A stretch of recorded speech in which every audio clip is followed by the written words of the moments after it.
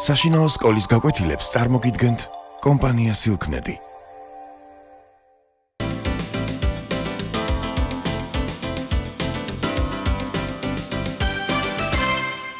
დღევანდელი ჩვენი საუბრის თემაა რიცხვითი სახელები, მათი წარმოება, ჯგუფები და რიცხვის სახელთან დაკავშირებული მართლწერის საკითხები.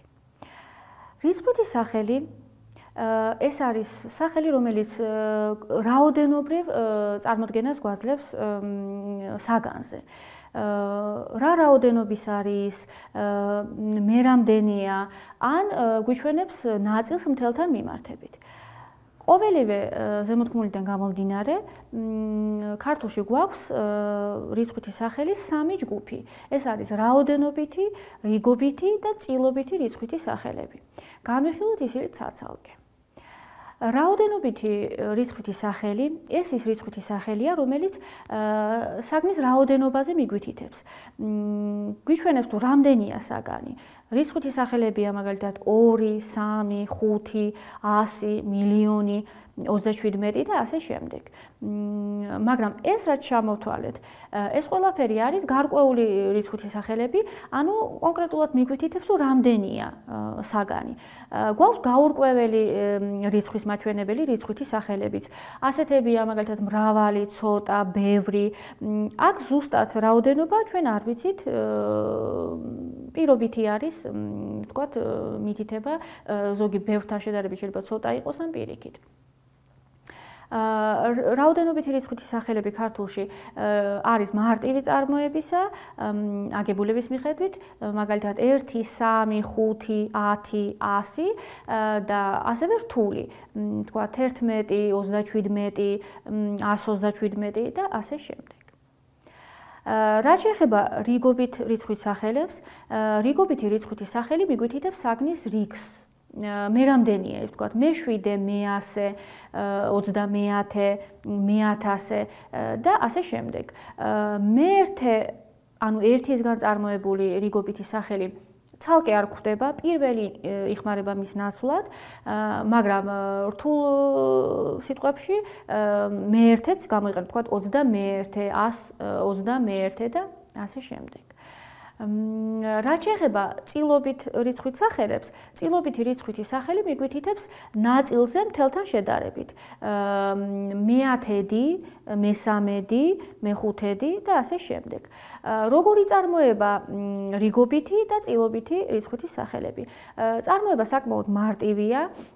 რიგობითი რიცხვითი სახელი წარმოება მე თავსართ ბოლოსართით, ვთქვათ მე7, მე5, მე10, მაგრამ ხანდახან დათი შეერთებულ სახელებთან, რიცხვით სახელებთან ეს მე შუაში აღმოჩნდება ხოლმე, ვთქვათ 20, 25 და ასე შემდეგ.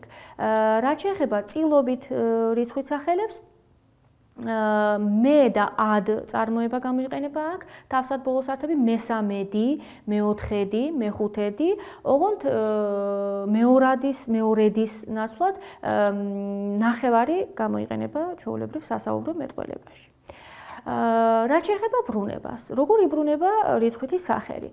რიცხვითი სახელი ეს ჩვეულებრივი სახელია ფაქტიურად, როგორც არსებითი და ზეცართავი და როგორც ზეცართავი სახელი, ასევე რიცხვითი სახელიც არსებითისებურად იბრუნის. ანუ ისე, როგორც შესაბამის ფუძიანი არსებითი სახელი იბრუნება. ოღონდ გამონაკლისი და თავისებურება, რა თქმა უნდა, ახასიათებს. ერთი ის არის, რომ წოდებით ბრუნვაში თითქმის არ გვხვდება რიცხვითი სახელი. ნუ ჩვენ რა თქმა უნდა გამონაკლისები არსებობს აქაც და აუცილებლად გაგვახსენდება ილიას სიტყვები 4 წელიწად, როდესაც მიმართავს. ნუ წერლობაში, პოეზიაში ასეთი გამონაკლისები ხშირად შეგვხვდება. და ასევე რიცხვით სახელებს, როგორც წესი, ebიანი მრავლობითი არ ეწარმოება. ნართანიანის წარმოება შეუძლია. კიდევ ერთი თავისებურება ის არის, რომ არ იკუმშება რიცხვითი სახელი, დანარჩენი კი, როგორც უკვე აღვნიშნეთ, ჩვეულებრივ იბრუნის როგორც შესაბამისი ფუძის მქონე არსებითი სახელი. ახლა რამდენიმე სიტყვით უნდა შევეხოთ რიცხვით სახელებთან დაკავშირებულ მართლწერის პრობლემებსაც. დავიწყოთ რაოდენობითი რიცხვითი სახელებით. როგორც ვთქვით, რაოდენობითი რიცხვითი სახელები არის მარტივი და რთული შედგენილობისაც.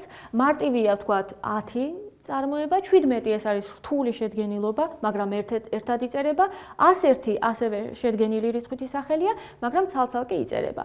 100-მდე რიცხვითი სახელი ერთად იწერება. 1, 9, 17, 55, 67, ვთქვათ 99, 100, შემდეგ 1000, მილიონი, ყველა ეს რიცხვითი სახელი იწერება ერთად. 100 ზემოთ უკვე ცალ-ცალკე უნდა დავწეროთ 101, 102, 139 ვთქვათ, 1020, 1039, ასევე 1.200.000 ან 1.200.000, 1.300.000 ვთქვათ, ყველა ეს რიცხვითი სახელი იწერება ცალ-ცალკე. ეს რაც შეეხება რაოდენობით რიცხვით სახელებს. გადავიდეთ რიგობითი რიცხვითი სახელის მართლწერის პრობლემებზე. ძალიან ხშირად ეშლებათ რიგობითი რიცხვითი სახელის მართლწერა იმ შემთხვევაში, როდესაც შერეული დაწერილობა გვაქვს. ანუ გვაქვს როგორც რიცხობრივი ციფრი წარმოდგენილი, ასევე თავსართი. როგორც უკვე აღვნიშნეთ, რიგობითი რიცხვითი სახელები იწარმოება მე-ე თავსართ ბოლოსართით. მაგრამ, როდესაც ამგვარი დაწერილობა გვაქვს, ამ დროს წარმოდგენილი არის მხოლოდ ერთი მათგანი, ან მხოლოდ მე თავსართი, ან მხოლოდ ე ბოლოსართი. ორივეს ერთად დაწერა არაფერთ არ შეიძლება. როდის უნდა იყოს წარმოდგენილი მე თავსართი და როდის ე თავსართი? ბუნებრივია თქვენც ხვდებით, რომ როდესაც სიტყვა იწყება მე თავსართით, აქ წარმოდგენილია მე, შემდეგ დეფისი და შემდეგ ის რიცხვი, რომელიც გვინდა აღვნიშნოთ. ასე იწერება მე5, ასე იწერება მე100. ხოლო იმ შემთხვევაში, როდესაც მე მაწარმოებელი სიტყვის შუაში არის მოქცეული, როგორც ზემოთ აღვნიშნეთ, ეს ხდება დათიშეერთებულ რიცხვით სახელებთან. მაშინ გამოსახატავად რიცხვითი სახელის გამოსახატავად უნდა გამოიყენოთ მხოლოდ ე ბოლოსართი, მე საჭირო აღარ არის და დაწერილობა მიიღებს ასეთ სახეს 25 რიცხვი, შემდეგ დეფისი და შემდეგ ე ბოლოსართი. იგივე იქნება 55, 75, 85 და მსგავსი ტიპის ფორმებში. კიდევ ერთი საკითხი, რომელიც მართლწერის საკითხი, რომელიც რიცხვის სახელთან დაკავშირებით დგას, ეს არის მაშინ, როდესაც რიცხვითი სახელი გამოიყენება საზღვრულად. რიცხვითი სახელი შეიძლება მარტო იყოს წარმოდგენილი წინადადებაში, გასუბსტანტივებული იყოს სახელის როლს ასრულებდეს, მაგრამ როგორც უმეტესად ხდება და მისი დანიშნულება სწორედ ეს არის, ის როგორც წესი საზღვრელია წინადადებაში. ანუ განსაზღვრავს სახელს რამდენია ის რიცხვის მიხედვით განსაზღვრავს. რა ტიპის შეცდომები ხდება ამ დროს? როდესაც რიცხვითი სახელი არის წარმოდგენილი საზღვრელად, მაშინ სახელობით არსებითი სახელი უნდა იდგეს მხოლობით რიცხვში.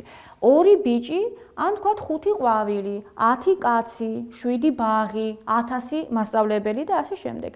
შეცდომაა, როდესაც ამ დროს არსებითი სახელი დგას მრავლობით რიცხვში. შეცდომაა ფორმა 2 ბიჭები ან 5 ყვავილები, მაგრამ ამ სამწუხაროდ ამ ფორმას ხშირად შევხვდებით მეტყველებასა და ხანდახან წერილობით წერისასაც. ასე რომ, როგორც უკვე აღვნიშნეთ, როდესაც რიცხვითი სახელი არის მსაზღვრელი და ის წარმოდგენილია მხოლობით რიცხვში, არსებითი სახელიც საზღვრული, რასაც ის განსაზღვრავს, წარმოდგენილი უნდა იყოს მხოლობით რიცხვში. სწორი ფორმებია 2 ბიჭი და 5 ყვავილი. ძირითადად ეს იყო, რის შესახებაც მინდოდა დღეს მესაუბრა. გემშვიდობებით მომავალ შეხვედრამდე.